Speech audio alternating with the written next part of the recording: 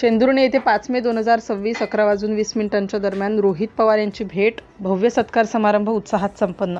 शेंदुर्णी येथे राष्ट्रवादी काँग्रेस शरद पवार गटचे युवा नेते रोहित पवार यांच्या भेटीचे औचित्य साधून भव्य सत्कार समारंभाचे आयोजन करण्यात आले. हा कार्यक्रम मोठ्या उत्साहात व जल्लोषात पार पडला. या कार्यक्रमाला जिल्हा अध्यक्ष प्रमोद महाजन, तालुका अध्यक्ष किशोर पाटील, पक्षाचे ज्येष्ठ नेते दिलीप कोडपे सर, उज्ज्वला सतीश काशीद, शहराध्यक्ष बंटी शुक्ला यांची प्रमुख उपस्थिती होती. तसेच नगरसेवक सय्यद कलीम, उज्ज्वल निकम, प्रवीणभाऊ गरुड, अमरेश गरुड, शरीफ पैलवान, श्रीराम काटे, स्वीकृत नगरसेवक भैयाभाऊ गुजर यांच्यासह अनेक मान्यवर उपस्थित होते. रोहित पवार यांच्या पुष्पगुच्छ देऊन शाल श्रीफळ देत स्वागत करण्यात आले. यावेळी उपस्थित कार्यकर्त्यांनी घोषणाबाजी करत वातावरण उत्साहात पूर्ण केले. विविध मान्यवरांनी आपल्या भाषणातून रोहित पवार यांच्या कार्याचा गौरव करत हा कार्यक्रम उत्साहात पार पडला. या कार्यक्रमाला जिल्हाध्यक्ष प्रमोद महाजन, तालुका अध्यक्ष किशोर पाटील, पक्षाचे ज्येष्ठ नेते दिलीप कोडपे सर, उज्ज्वला सतीश काशीद, शहराध्यक्ष बंटी शुक्ला यांची प्रमुख उपस्थिती होती.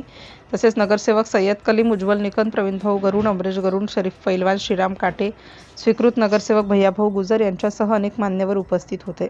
रोहित पवार यांचा पुष्पगुच्छ देऊन शाल श्रीफळ देत स्वागत करण्यात आलं. यावेळी उपस्थित कार्यकर्त्यांनी घोषणाबाजी करत वातावरण उत्साहात पूर्ण केले. विविध मान्यवरांनी आपल्या भाषणातून रोहित पवार यांच्या कार्याचा गौरव करत त्यांच्या नेतृत्वावर विश्वास व्यक्त केला. कार्यक्रमास मोठ्या संख्येने कार्यकर्ते व नागरिक उपस्थित होते.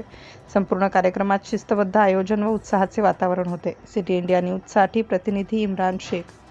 आणि एवढी मोठी सत्ता आणि ताकद असताना सुद्धा समोर आपल्या ताई थोडक्यात 500 मताच्या फरकाने तिचा पराजय त्यांना स्वीकारावा लागला. म्हणजे पुढे ताकद तशी सोपी नव्हती. करोडो रुपयांमध्ये खर्च होऊन सुद्धा आणि इकडनं फक्त लोकांच्या प्रती असणारा आदर आणि त्या लोकांचा या कुटुंबाच्या प्रती असणारा आदर आणि स्नेह, त्याच्यामुळे स्पर्धा त्या कॉम्पिटिशनमध्ये हे इलेक्शन त्या ठिकाणी झालं. आणि त्याच्यात 6 उमेदवार आपले जे निवडून आलेले त्यांचा बॅकग्राऊंड जर बघितलं तर सामान्य परिवारातले जे सर्वजण आहेत त्यांचं मी अभिनंदन करतो. काहींना मी एवढंच सांगतो की एवढ्या बलाढ्य शक्तीच्या विरोधात 300-400 मतांनी आपण जर पराजय झाला तर ठीक आहे, नक्कीच आपल्याला वाईट वाटतं. पण पुढे शक्ती काही सोपी नव्हती आणि त्या शक्तीच्या समोर लढणंही तसं सोपं नव्हतं. तुम्ही ते धाडस दाखवलं, तुमच्या परिवाराने तुम्हाला पाठिंबा दिला आणि हे सर्व कार्यकर्ते प्रामाणिकपणे तुमच्यासाठी लढले. त्यामुळे तुमचं जे काही ताकद नाही तर तुम्ही जे गट्स दाखवले, नाही तर तुम्ही जे एकी दाखवली आणि त्या पद्धतीने तुम्ही सर्वजण लढला, धाडस दाखवलं, त्यासाठी मी आपले अभिनंदन तिथे करतो.